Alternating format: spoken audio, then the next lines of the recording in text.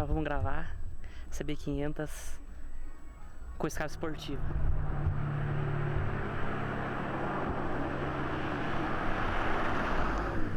Lá vem a CB500.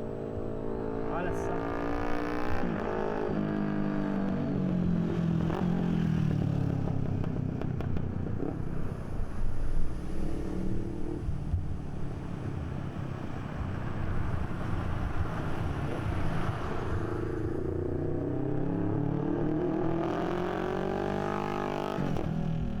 Se você gostou desse vídeo, deixa o like. Veja meus próximos vídeos. Até mais. Fui!